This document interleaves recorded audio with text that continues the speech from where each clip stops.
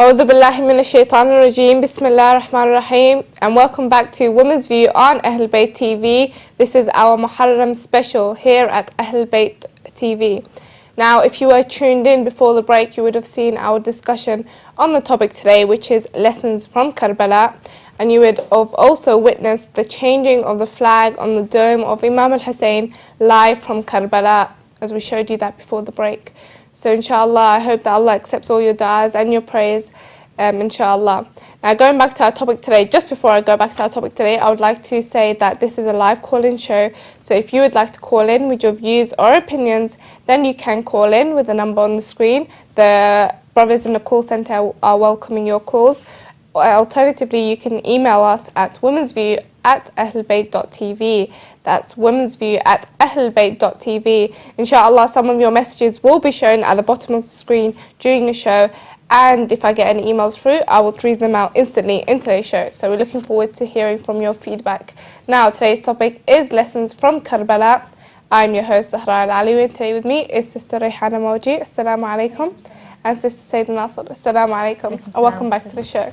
Now, before the break, we discussed a lot of important issues, as why, the significance of Muharram, why did the Battle of Kerbala take place? And just before the break, you mentioned about how it was a battle between falsehood and truth, and the Jahiliyyah was coming through again. Sister Raihana, would you like to add anything to Sister Saida Nasser's question? She summarised it beautifully, but this battle actually shows us that the religion of Allah is the most important thing from anything in our life, whether it means even us sacrificing our life, which is exactly what Imam Hussein did. Yeah. So if you look at the actual battle of Kerbala, we see the two armies, the army of Imam Hussein, which had 70 companions, or narrations say up till a maximum of 120, and you see the army of Yazid having nearly 30,000 men with him. And you see this battle, but we still see that as Imam Hussein was with the truth and he was with haqq, it's always the truth that will prevail and Allah will bring you success through it. As if you see in Surah Al-Ankabut, again Surah 29, ayat 69, Allah subhanahu wa ta'ala says, "As for those who strive in us, we surely guide them to our paths, and lo, Allah is with the good." So again, Imam Hussein's, it was this duty, and it's a lesson left for us, that whenever we see any falsehood happening, we should be the ones to stand up for the truth, even if we are in the minority. And again, a good example links here is if we see what happened in the 60s and 70s in Iran, where the Shah's regime was trying to overpower Iran. And a group of people that were under the leadership of Ayatollah Khomeini stood up and they tried to overthrow the Shah. And as you can see, they were with the truth. They might have been a minority, but they were able to overthrow the Shah, and they were able to have this Islamic Republic and the Islamic Revolution as we've seen with Ayatollah Khomeini. So again, it's a living example, which was more in our time now, that again, you stand up with the truth and inshallah Allah will prove you to success. Definitely true. Summarised it beautifully. But while I was reading some of the narrations, I was reading narrations about when Imam Hussein was leaving to Kerbala, that a group of people, they kind of, this narration is well known, that a group of people stopped him and they kind of said, don't go. And he had the woman with him and the children. And then, and then they were telling him, don't go. And he said quite beautifully, he said that I know that I'll be killed, and I know that I'll be chopped up into pieces. And he said the women know that they're going to be taken as hostages, but yet we're still willing to go, which shows that they knew they were going to be, the whole Battle of Kerbala was going to take place and they're going to be killed and the women are going to be taken as hostages, but yet both Imam Hussein and the women and the children all went to Kerbala and they accompanied Imam Hussein. So I wanted to show, this shows quite the importance of him actually going, despite knowing that he'll be killed. So, how does that, why is it important for, Imam Hussein, he didn't give allegiance to Yazid and he stood up against oppression. So how does that show us, in a sense, the importance of standing up for oppression? Saida Nasser, how would you answer that? I think before we get to oppression, I think we need to question leadership. Leadership is very important. Good leaders lead good nations, and bad leaders, they say that, and it's an Arabic expression that says, people believe what their leaders believe. Now, if you look at the Quran in Surah 4, verse 59, Allah alludes us to three things. He says, obey Allah, obey the Prophet, and obey the ulil amr. Now this is where the biggest divide happens between the Ahl Sunnah and the Shia, because the Ahl Sunnah believe that the ulil amr are those that took Khalifat, those that were the statesmen of the time. Now the problem with this is they believed that the ulil amr are those that take Khalifat regardless of whether they were following a regime that was conducive to Islam. for example, if you look at the Ba'athi regime in Iraq, people thought that Saddam was a leader, but yet his principles were not aligned with Islam. Yeah. So this is the common view of the Ahl Sunnah, but we find that in modern day that this view is being changed slightly. You know, Sayyid Qutb says that we follow them if they are in sync with Sharia. Now, the question comes here now is, what was the problem with this allegiance? And it's about what was more important. Was it spiritual leadership? Was it actual Khalifat? And to answer this question, we have to go right back to the beginning of Islam. The Holy Prophet of Islam, he proclaims the message of Islam. 12 years, it's falling on the majority of deaf ears. He has a small contingent of people who follow him, and they are under persecution. And then all of a sudden, the tribes of Aws and Khazraj in Medina, they awaken to this, to the Holy Prophet of Islam, and they go to him and they say to him, come and join us, come and be our statesman. And the Holy Prophet of Islam says, I can only come on one clause. He goes, I am an apostle of Allah. You have to accept my apostleship. You have to accept that I am the Rasul of Allah. And that in itself has a clause, because if you accept that he is the Rasul of Allah, then you have to accept that there is Allah. He goes, then and only then will I accept your offer. And they accept this, and we see that the Holy Prophet of Islam moves to Medina. He creates religious law, spiritual law, common law, criminal code. All of this is established. The question is, what was more important? And the answer quite clearly is spiritual. And here we see that this was lost on the coming generations, you know, that which happened in Thaqifa, the people who object of Ghadir Qum. Why, you know, it is spiritual appointment that was happening. And because they couldn't see the spirituality in it, that Allah appoints and we do not appoint of ourselves, they then took it to be nepotism towards Bani Hashim.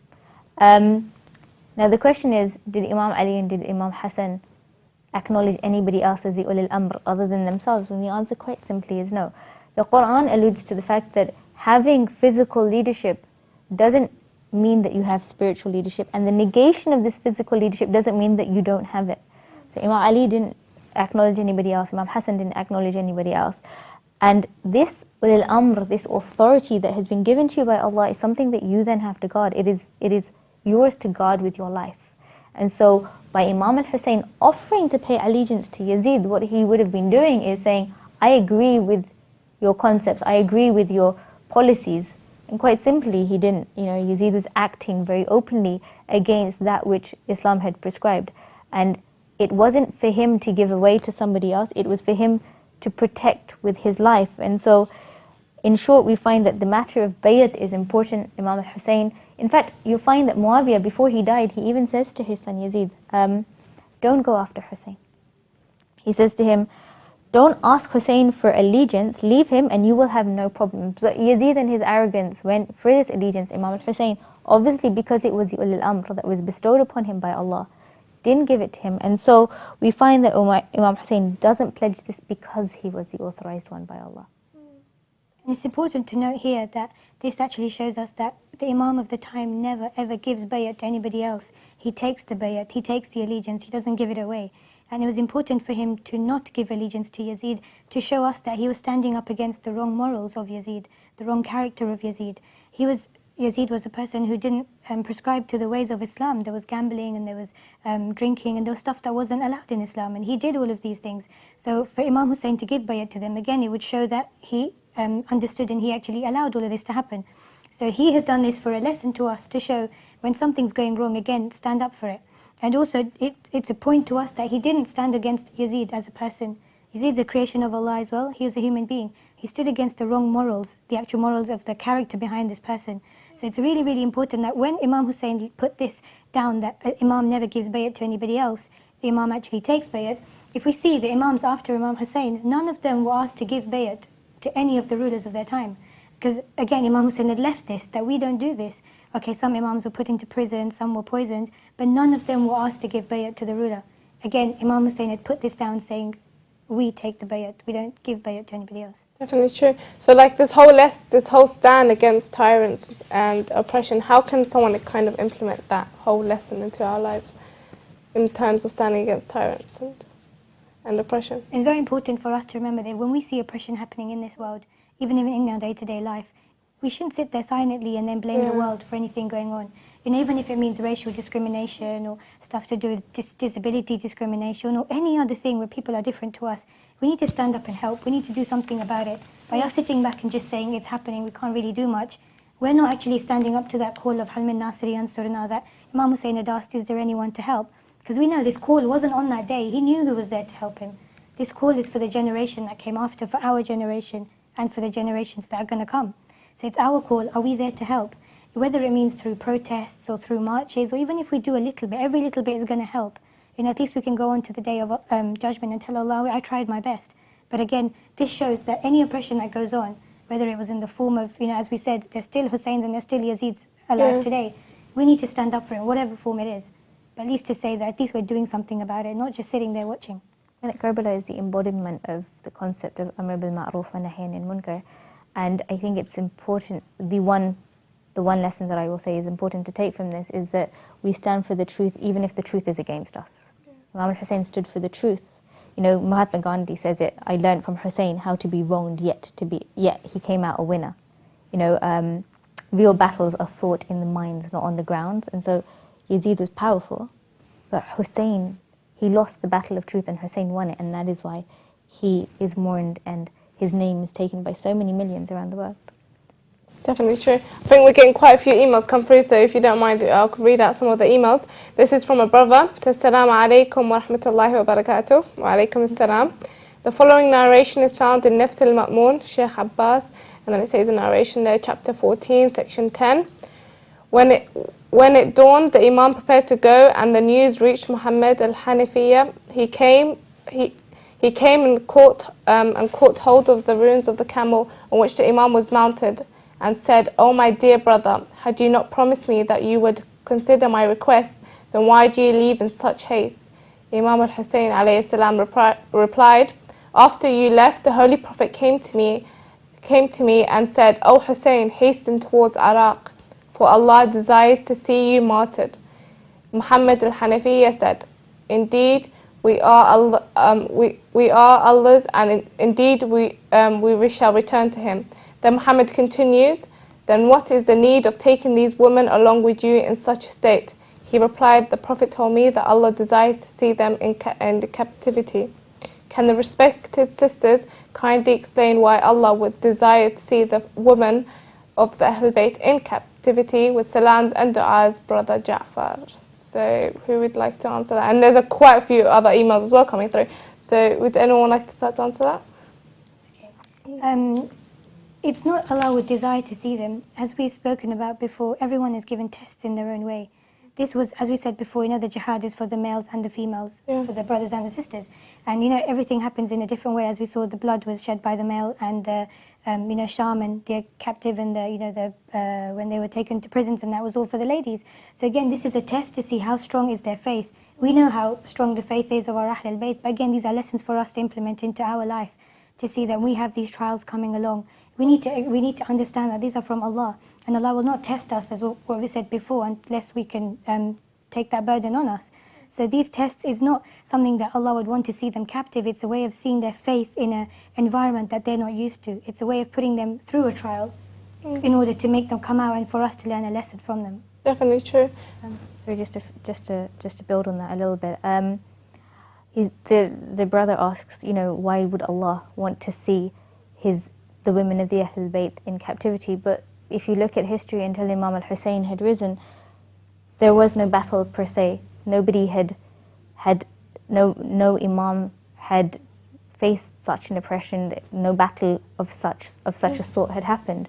And so we find that the battle of Kerbala was there to awaken the ummah. But if Bibi Zainab was not there to tell the message of the truth, then who would have told it? How would this message have got here today?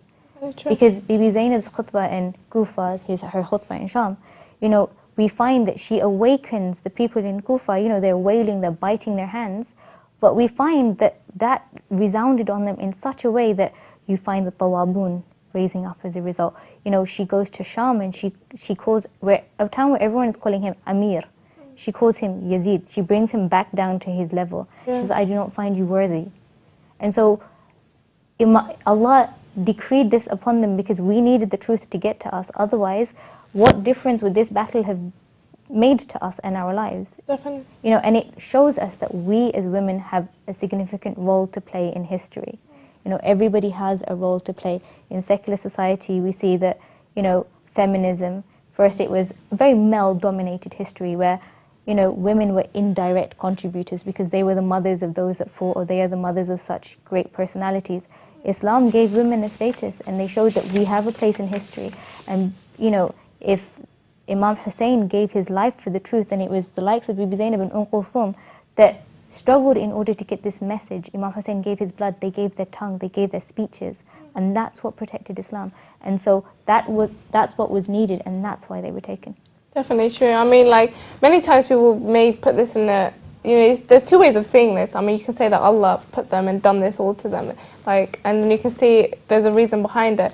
And for instance, when Ibn Ziyad told Saida Zainab, you know, what do you think that Allah has done to you? She said, وَمَا رَأَيْتُ إِلَّا جَمِيلًا, in the sense that, you know, everything that Allah has done, putting them as captive, you know, the martyrdom of Imam Hussein, there's a lesson behind it, and there's a reason behind it. So in a sense, it's not that you can look at it negative or positive. I think, even whilst we're on the character of Sayyida Zainab, you'll find that she evolved so much from the night of Ashur to the night after. The night of Ashur, she realizes the fate of her brother. She goes to his tent. She faints. She's unconscious. And Imam Hussein, when she awakens, he says, I ask of you not to wail, not to hit your head, not to tear your clothes. This is a lady who hears that her brother has acknowledged that he's going to die the next day, and she faints. Yet the next day we see she's on the battlefields, and she passes the body of her brother, and she raises her hands and she says, Allahumma, accept this from us. Her evolution is amazing. She then becomes the Abbas to Sajjad, as Abbas was to Hussein. She was the flag bearer for Islam. Her, Kulthum, and all the other women. Definitely true. We're getting a lot of emails come through, but we have, for the audience at home, we have a special guest all the way from the Middle East. Now, this is a community leader and quite an active member of the community all the way in the Middle East. So she has moved from country to country, and she has experienced Muharram in those countries. So let's speak to her now. She's on the line. Salam alaikum, Zahra. Salam alaikum. Wa alaikum assalam. How are you? I'm fine. How are you? Alhamdulillah, we're good. I don't know if your name should be on the screen now and your picture, but just to say, to start off with, how is Muharram like over there in the Gulf? I mean, because we experience Muharram here in the West, and I just wanted to ask, how is Muharram like there in the Gulf? Well, it depends. Every country is different. But where I live, we are blessed that we have rituals that take place outdoors. Like the Mawakib, which are groups of people who, of course, walk outside and have certain routes, and they say poems, recite poems about the tragedy. And they have different cultures. That's what makes us feel like one, that we are united all in the love of Hussein alayhi salam and the members of the holy household. Sometimes there is so much going on that actually it's hard to choose where to go or what to do. Which is really good because it depends on your personality and what you want to choose to go to. Definitely true. I hear in Saudi Arabia it's quite difficult to commemorate the martyrdom of Imam Hussein. Someone that came from Saudi Arabia recently told me that they actually go underground or on hidden locations just to do majalis for Imam Hussein. Have you heard anything about that? Yeah, it's true. In Saudi Arabia, they can't commemorate Muharram or any other kind of ritual that has something to do with Ahlulbayt because the government doesn't allow it. So they have their own secret meetings and mostly in houses and places which are known only to the Shiites there. But also in other countries there are things like that. Like we are lucky to have Mawakib outside, and we can actually commemorate Imam Hussein and Muharram in outdoors. Other countries aren't like this. They don't have the privilege that we do. And also, the same thing. It's sort of happening to us right now because the government has decided to stop speakers, but it hasn't until now. It's not out there. They haven't stopped the speakers like outside. So that's in other countries in the Gulf taking place. They're trying to stop speakers from speaking about Imam Hussein. They don't have speakers in other countries. It's just in Bahrain. Oh, Other okay. countries, they just have like TV shows and indoor majalis. They don't have anything outdoors. Okay then. So, you know, when you commemorate Muharram, what kind of lessons do you take as an individual? What do you learn from these stories? Well, every day it's a different lesson. It's a different kind of learning experience. But the story of Imam Hussein provides us with lessons on ethics, on love, forgiveness, patience, and these lessons they get you gain one each and every year. And most of all, I've learned to be a more positive person and realize that sometimes you don't have to win the battle to beat your enemy. And that enemy doesn't have to be like a real enemy out there. It could be any kind of stone in your way and something that's stopping you from reaching your goal. That's a beautiful point. I just wanted to say, you know, as we commemorate Muharram every year comes, we narrate the story. How can someone see the story of Kerbala as a lesson rather than just a ritual? I mean, how does someone do that? Like I said before, there are many ways to commemorate Muharram, and the way that when you choose a way that is so suitable to you that becomes part of your personality, that's when the rituals turn into lessons, because as human beings we change with what we believe in. So if we see what we believe in and we see things that are in what we believe in that we think are right and we think that should be part of our personality, that's when it becomes a lesson rather than a ritual. Definitely true. Just lastly, do you have any last words to our viewers from all around the world watching the show today? Only my hopes that, inshallah, people all around the world will be able to commemorate Muharram as they want to. And may Allah aid us all to serve Imam Hussein. Thank you very much, Zahra Abdul Azim, for joining us today. I know you're very busy over there, especially over there in the Gulf. So I do wish you all the best, inshallah, and for all our brothers and sisters in Saudi Arabia, in Bahrain, in Dubai, in Kuwait, and all around the world, inshallah. So I wish you all the best. Inshallah. So thank you very much. It's nice to hear from our sisters from around the world, and that's the reason why we got them to come on the show, is to see how we're commemorating, because we take advantage of, we can commemorate Imam Hussein, we can go to walk into any centre now, but in places around the world they're actually clamping down on the amount of locations that commemorate Imam Hussein. It's interesting that you say that. I mean, the clamping down of the commemoration of Imam al-Hussein, but let's go back to Iraq, what, less than 10 years ago. Yeah. I have family that live out there, and you'd face penalties if you were even heard listening to Lattam. Yeah. You know, you weren't able to go for the ziyarat of Abu Abdullah al-Hussein. You weren't openly able to mourn. However, no matter how much you try to hide the truth will be there, and it will be seen no matter what. You see that, I think it was Sayyid Mudarrisi in the New Statesman that talks about the man who converts because he wanted to know, why is it that millions of people are walking towards Kerbala? The truth is there, and the truth will always be known.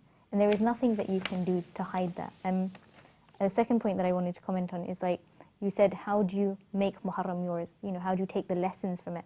And you'll find that, you know, especially here in this country, you know, alhamdulillah, we have the ability of freedom of speech, and so therefore we can attend a number of majalises, the morning, the afternoon, the night, however many that we want. We can go online, we can listen to different countries, listen to whoever we want in terms of speakers, because it is available to us. What happens is we become bombarded with a lot of information. You'll get the morning speaker speaking about something, you'll get the night speaker speaking about something else. The idea is to come away from that and contemplate over it and take the lessons over it, because, you know, we can sit here and we can talk about Kerbala, but that doesn't make us a Kerbalite. We can talk about Ashura, it doesn't make us an Ashurite. We can talk about Imam al-Hussein, it doesn't make us Husseini. we need to take the lessons from it and make them part and parcel for us, because otherwise we're just insulting our own intelligence. Because if we don't move with the lessons, then why is it that he gave his life? He doesn't need us to sit here and cry. Abu Abdullah has 4,000 angels that sit and weep over his grave daily. He doesn't need us to shed the tear.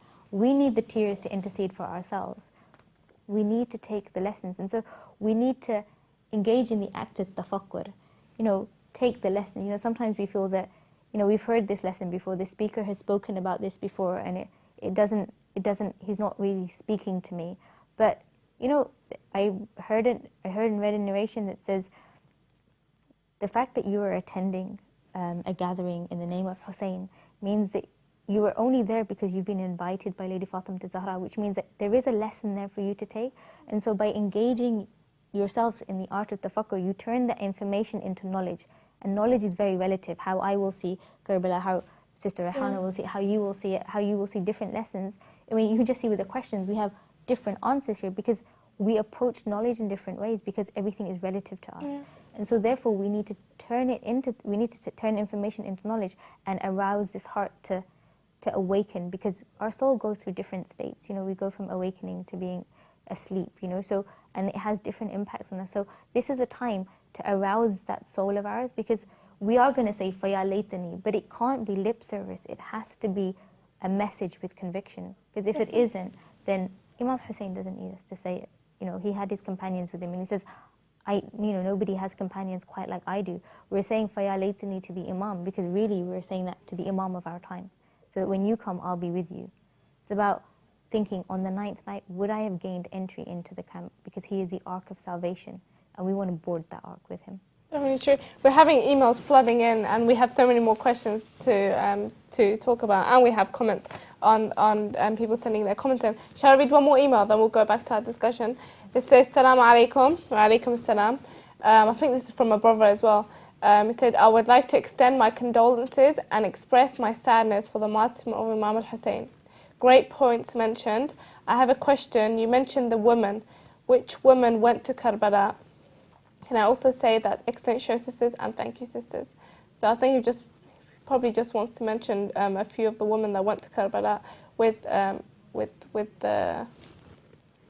There's many different narrations that show exactly which women were there, but we know the general idea of which women were there. There was, Saida Zainab, there was Bibi Sakina, there was a lot of other women. There was a lot of other women who had their husbands and they'd come as well. A lot of mothers with their children who they'd given to Kerbala. Do you remember the names? Yeah, well, there's like I said, I've read narrations that was 61 women or around that many. So there were a lot of women. For the brother that emailed in, there was a lot of women that went through.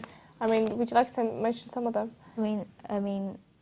I think when we talk about Kerbala, I think one of the lost personalities is Lady Kulthum. She played a big role in Kerbala. She delivered sermons herself, and so she was there. Lady Ruqayya, as she said, Sayyida Zainab was there. You have Rabab, you have Layla. They were all there, and it's difficult to narrate in 61 women. The ones that came to the forefront, the ones that spoke, are the ones that we know about. I mean, Sayyida Zainab, for example, we know that she was there, and narrations tell us that she was like a piece of the shining moon when she was seen, but she was only seen because Islam needed her to be seen. In the lifetime of her father and her brothers in Medina, her shadow was never seen. Yeah, Kerbala, because it needed her to become the Abbas of the camp, she then stood and then she then spoke because Islam required her to. And so not a lot is known in terms of which women, and I think you have a show on yeah, we have a show on the women in Kerbala. I mean, there were plenty of women there in Kerbala. I mean, many people don't speak about these women, but for example, Wahhab's mother and Wahhab's wife, they were both killed in the Battle of Kerbala, and they were martyrs in the Battle of Kerbala, and yet not many people know that, or not many people know of them or know their story. Zuhair's wife, Dilham, like I said, Rabab, Sukaina, Ruqayya, those even other daughters of Imam al-Hussein called Fatima, not Fatima al-Alila, which stayed in Medina, but there's other daughters called Fatima. There are plenty of women. I mean, if the brother wants a list of all these women's names, we could email you. We have actually compiled some research on all the women that went with Imam al-Hussein to Kerbala. So So there were plenty of women. We have more emails and we have discussions, comments to discuss. But inshallah, we have to go for a quick break. So it will just be a few seconds or a minute. Inshallah, we'll return back. So we're going off for a quick break. Please do join us after the break, inshallah. We'll be talking more about the lessons of Kerbala. Please do join us after the break, inshallah. So see you in a bit. Assalamu alaikum wa rahmatullahi wa barakatuh. You stand up with the truth and inshallah Allah will prove you to success. Definitely true. Summarised it beautifully. But, while I was reading some of the narrations, I was reading narrations about when Imam Hussein was leaving to Kerbala, that a group of people, they kind of, this narration is well known, that a group of people stopped him and they kind of said, don't go. And he had the woman with him and the children.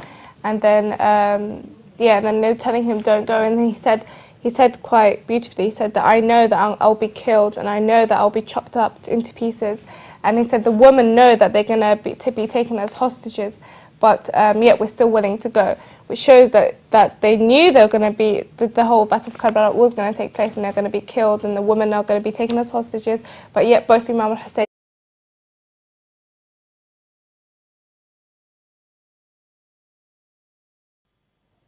A'udhu billahi minash shaitanir rajeem. Bismillahir Rahmanir Rahim. And welcome back to Women's View on Ahlulbayt TV. This is our Muharram special here at Ahlulbayt TV.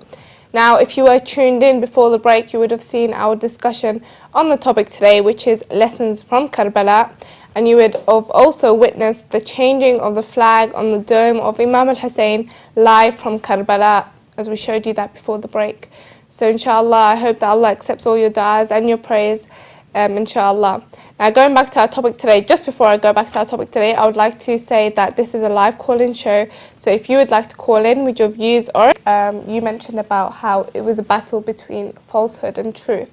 And the Jahiliyyah was coming through again. Sister Raihana, would you like to add anything to Sister Saida Nasser's question? She summarised it beautifully, but this battle actually shows us that the religion of Allah is the most important thing from anything in our life, whether it means even us sacrificing our life, which is exactly what Imam Hussein did. Yeah. So if you look at the actual battle of Kerbala, we see the two armies, the army of Imam Hussein, which had 70 companions, or narrations say up till a maximum of 120. And you see the army of Yazid having nearly 30,000 men with him. And you see this battle, but we still see that as Imam Hussein was with the truth and he was with haqq, it's always the truth that will prevail and Allah will bring you success through it. As if you see in Surah Al-Ankabut, again Surah 29, ayat 69, Allah subhanahu wa ta'ala says, as for those who strive in us, we surely guide them to our paths, and lo, Allah is with the good. So again, Imam Hussein's, it was this duty, and it's a lesson left for us, that whenever we see any falsehood happening, we should be the ones to stand up for the truth, even if we are in the minority. And again, a good example links here is if we see what happened in the 60s and 70s in Iran, where the Shah's regime was trying to overpower Iran. And a group of people that were under the leadership of Ayatollah Khomeini stood up and they tried to overthrow the Shah. And as you can see, they were with the truth. They might have been a minority, but they were able to overthrow the Shah, and they were able to have this Islamic Republic and the Islamic Revolution as we've seen with Ayatollah Khomeini. So again, it's a living example, which was more in our time now, that again... opinions, then you can call in with the number on the screen. The brothers in the call centre are welcoming your calls. Alternatively, you can email us at womensview@ahlulbayt.tv. That's womensview@ahlulbayt.tv. Inshallah, some of your messages will be shown at the bottom of the screen during the show. And if I get any emails through, I will read them out instantly in today's show. So we're looking forward to hearing from your feedback. Now, today's topic is lessons from Kerbala. I'm your host, Zahra Al Alawi, and today with me is Sister Raihana Mawjee. Assalamu alaikum. And Sister Saida Nasser. Assalamu alaikum. And welcome back to the show. Now, before the break, we discussed a lot of important issues, as why, the significance of Muharram, why did the Battle of Kerbala take place, and just before the break,